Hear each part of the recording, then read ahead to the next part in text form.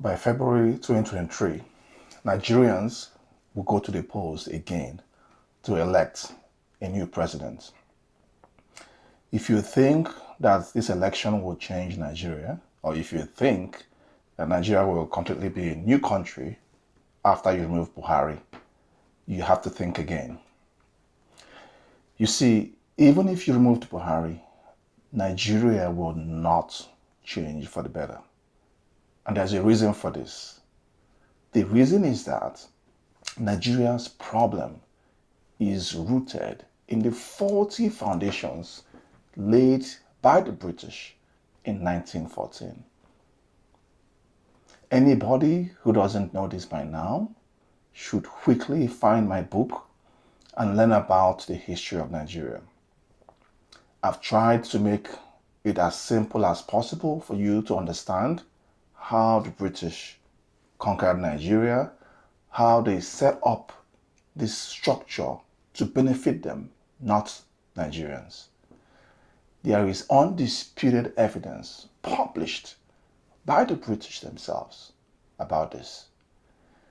If you go online, you can find the document called the British Documents on the End of Empire Project. But if you want to know about it, just pick up my book. I've explained the contents of that document in my book. So please, if you don't know this by now, please find my book. There'll be a link at the end of this video to help you. Nigeria was cobbled together as a country by the British to suit their interests. Don't forget that in those days, colonies were meant to make money for their masters, not to develop the countries that they were colonizing. So, if what's happened in Nigeria today doesn't seem to make any sense to you, it's because Nigeria was designed not for Nigerians. It was designed for the British. And again, I refer you to my book. There is evidence that this happened. When Nigeria was joined together in 1914, the North wasn't happy with the union. And in fact, the North threatened to succeed or to leave this whole contraption in 1953, after Chief Anthony Nahoro moved a motion for independence. But the British knew that if the North left Nigeria, they couldn't control Nigeria's resources. So they had to placate them by ensuring that they maintained dominance over the South through the Constitution.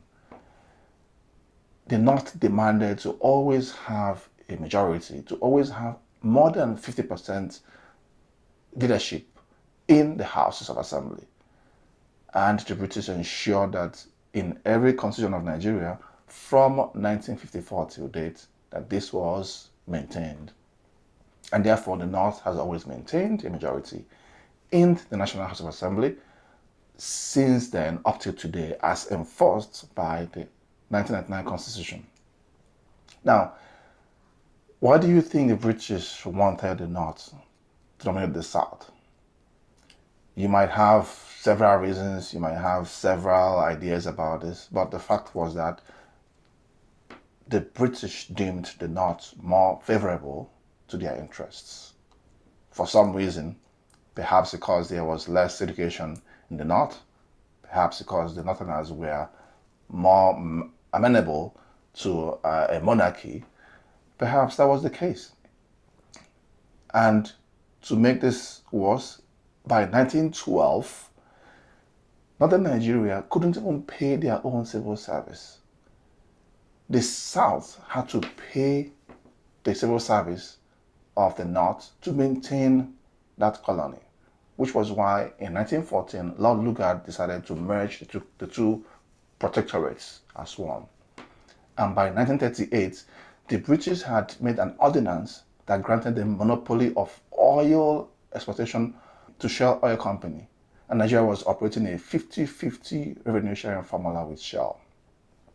So you can see how they crafted the country and then signed an agreement with Nigeria to give them 50-50 share in our oil.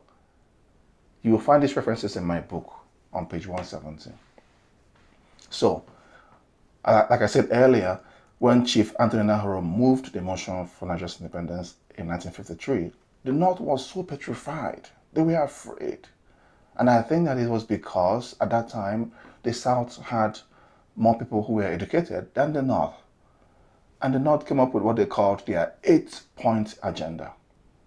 They were demanding a separate country from the South. Again, this is all in our history books, but who reads history? Nobody.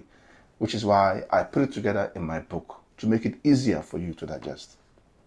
The British would not let the North go because they knew that if they let the North go, they couldn't manage the South alone. The South had more people who were educated, they had more teachers, they had more engineers, they had more doctors, they had more people who could actually contest the British. And in fact, if you look at the independence struggle, it was mostly the South who were pushing for independence. And this was why at that time, the British Colonial Secretary, Mr. Oliver Lyttelton, openly disdained Awolowo and Zik. And you will find again this evidence in the British documents on the End of Empire project. But better still, read my book. So Mr. Lyttelton in 1953 said, I quote, "We cannot let the North down. They are more than half the population, more attached to the British, and more trustful of the colonial service than the other two." Close quote. The other two he was referring to, of course, are Awolowo and Zik. Awolowo, of course, was the leader of the Action Group, while Zik was then the leader of the NCNC. Now, the British never cared about Nigeria's unity. In fact, the more we were divided, the better they were able to exploit Nigeria. So, Nigerians, you need to know this. This is the background story to what we are experiencing today in Nigeria. So don't you think that because Nigeria was able to gain independence from the British in 1960, that we were now on our own? No. We were still influenced by the British up till today because the structure that we have today was designed just to favor the British. You might ask yourself how and why. Look at our country. Look at how impoverished we are compared to Britain.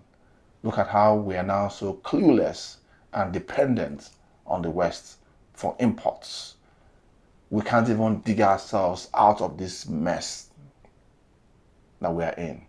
The British have cobbled together this entity called Nigeria, and we can't even find a way to get ourselves out, or at least to govern ourselves the way we should govern ourselves. Now, people have talked about restructuring Nigeria in several media, several platforms. Now, you cannot pass a vote in the National Assembly to change the Constitution without having to get the necessary votes. Okay? It's almost impossible to get a vote in the National Assembly because the people who are benefiting from the chaos in the country right now are, guess who? Members of the National Assembly, our senators, our members of the Federal House. How do you expect them to willingly give up their extravagant lifestyles to give you, a common Nigerian, a better life? It's not possible. It's not possible.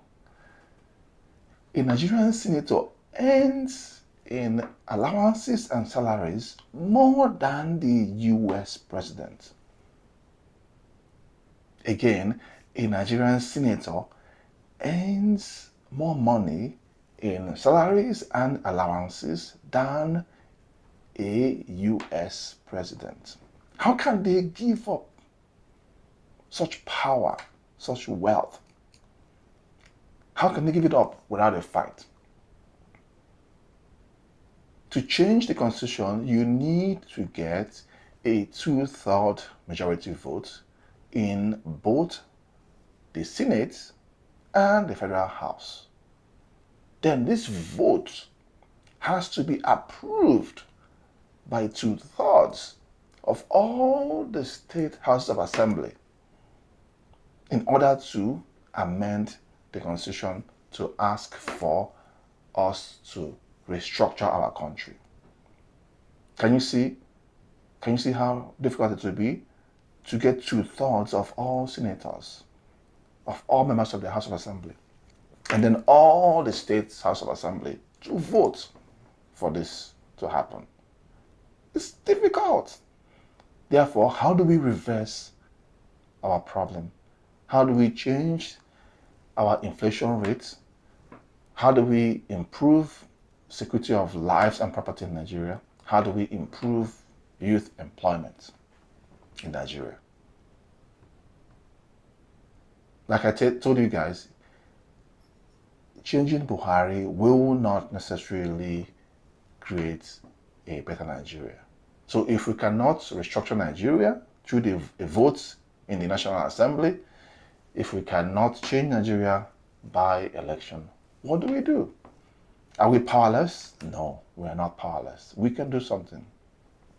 We as a people can demand that our legislators vote to restructure this country.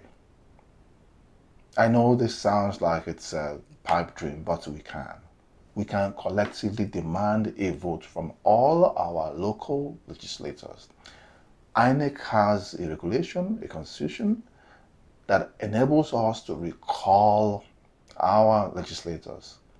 We can sign a petition to recall them. You only need to get 50% of all registered voters in your constituency for INEC to recall your legislator. You have to get involved in politics. That is the only way.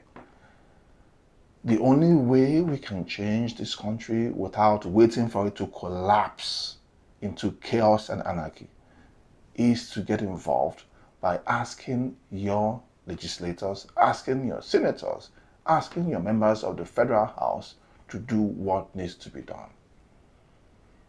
You have to exercise your mandate.